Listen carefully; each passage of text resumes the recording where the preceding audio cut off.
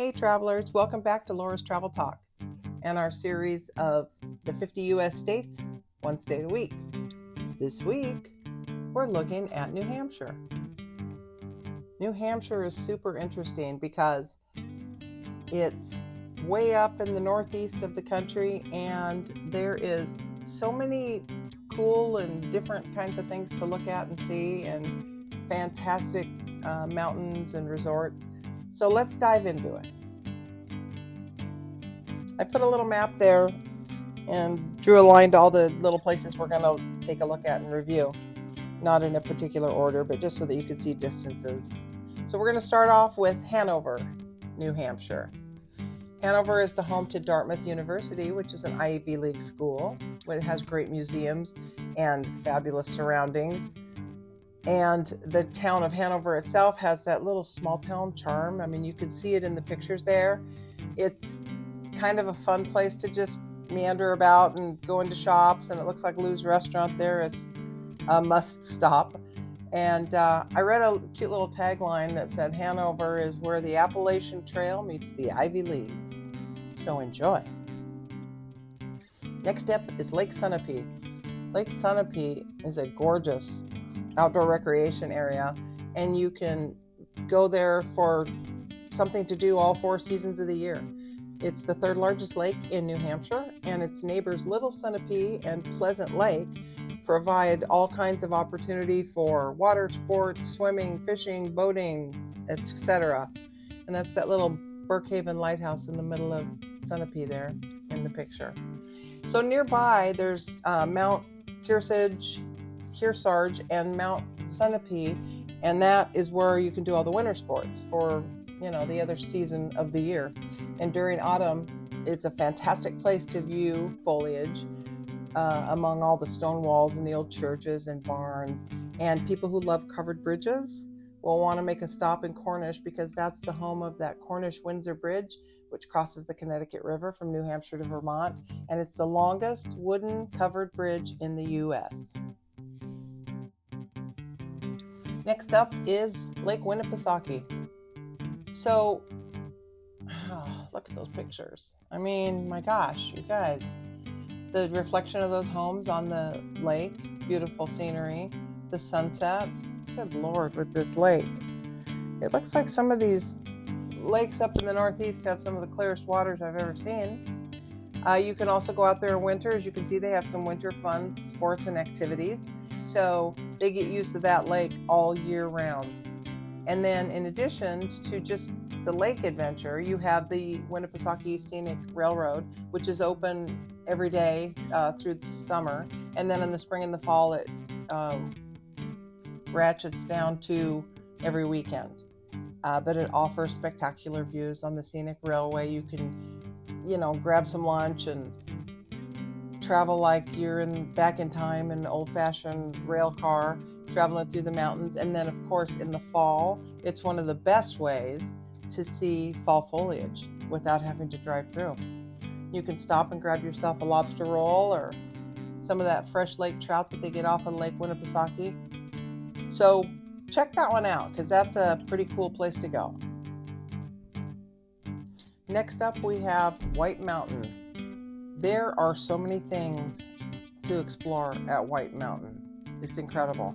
You can zoom down the mountain on an alpine slide or a coaster, or you can cruise up on a gondola.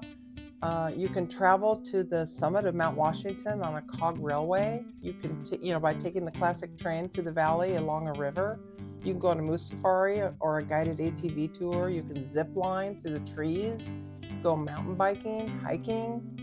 There's a Storyland for the kids, Clark's Bears, Santa's Village, Whale's Tail Water Park. I mean, it just goes on and on. It looks like there is something to do all 4 seasons of the year up there, and it looks fantastic. Also, the Mount Washington Cog Railway journey brings visitors up to Mount Washington, which is said that P.T. Barnum from Barnum and Bailey's Circus said that this was the 2nd greatest show on earth. Of course, second to his P.T. Barnum and Bailey's Circus. But apparently the view at the summit is breathtaking. So if you get a chance, try to get out to this one. Next up on our list is the Kankamagas Highway. This winds through the landscape and the scenic views. There's waterfalls, there's mountains. It's a whole scenic byway that offers some of the best fall foliage in the U.S. So if you go in early October for a fall foliage tour, you've got to go on this 34-mile stretch. It goes between Lincoln and Conway, New Hampshire, and it's got all kinds of viewpoints that you can stop, get out, take pictures, and you can see the waterfalls and all the trails along the way. My husband and I did this a few years ago, and it is not going to disappoint. The Kankamagas is a must-see bucket list item in the fall for the changing leaves. Fabulous. Next up, let's look at Franconia Notch State Park. This has fabulous hiking. They're challenging hiking, but it's fabulous. Tranquil lakes and cascading waterfalls, and it's, part of the White Mountains. It's home to the Flume Gorge and the Cannon Mountain Aerial Tramway that I put a picture of in there. You can go hiking, you can go swimming, you can explore rock formations, you can stop by Echo Lake Beach and just see some great views. And you can look on there, those walkways, they have little board walks, and I think that's, really cool. There's a covered bridge along the way. You can see that swimming hole there. And then after a day of hiking, you can go to Franconia's local apple cider donut place and have apple cider and apple donuts. Next up, we have Cranmore Mountain Resort in Conway and the Conway Scenic Railroad. This place has serene vistas with skiing, snow tubing, and mountain coasters. And you can have activities like thrilling zip lines and unique giant swing.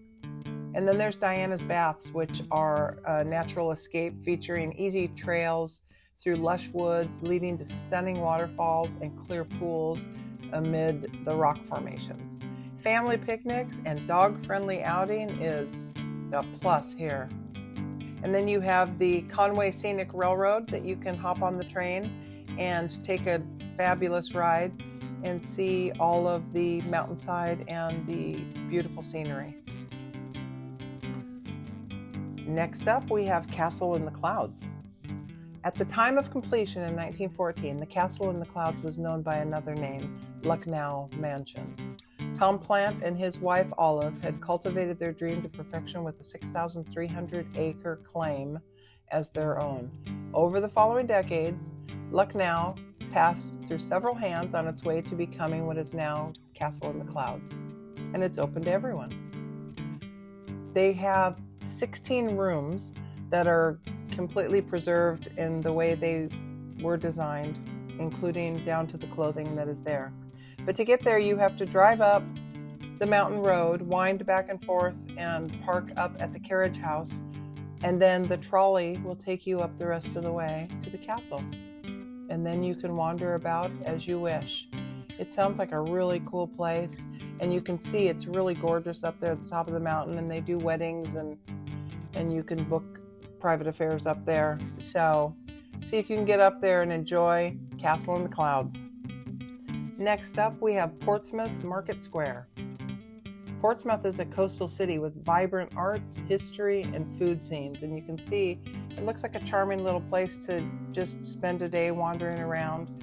And you can walk through Prescott Park or visit Strawberry Banky Museum. You can explore the Market Square, which has a bunch of boutique shops and local restaurants. And it's just kind of a relaxing, fun-filled day.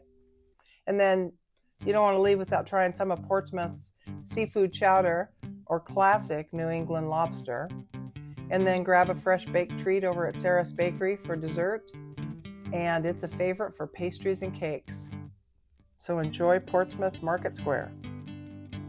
Our next stop is Hampton Beach. Hampton Beach is a popular summer place for beach lovers in New Hampshire. It has lively boardwalks, restaurants, and summer concerts. The beach also has soft sand and great waves for swimming and surfing. If you look in those pictures, you can see that the sand looks like it's very soft, and I like the way it comes up on the boardwalk there. It's very easy to access.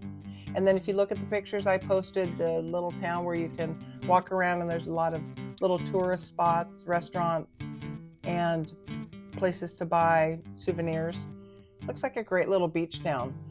So make sure also to grab some saltwater taffy, fried clams, or a classic beachside ice cream cone right there on the boardwalk. Enjoy! Next up, we have Laconia Motorcycle Week, one of the oldest motorcycle rallies attracting riders from all over the country. They celebrated 101 years in 2024. The week is filled with events, live music, and showcases a rich motorcycle culture. There are rides that are for fundraising, skills competitions, road racing, bike shows, along with all the music, food, and fun.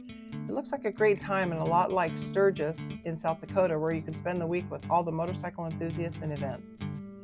And then don't forget to go grab a big plate of barbecue ribs or a New Hampshire favorite, apple cider glazed pork, at any of the local festival food stands. So that wraps up our review of New Hampshire. I found out a few things about New Hampshire that I didn't know before, and I hope that you enjoyed it and found some new things as well.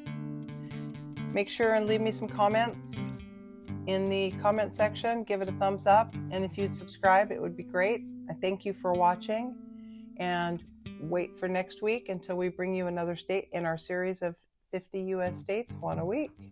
And in the meantime, go have a bowl of chowder.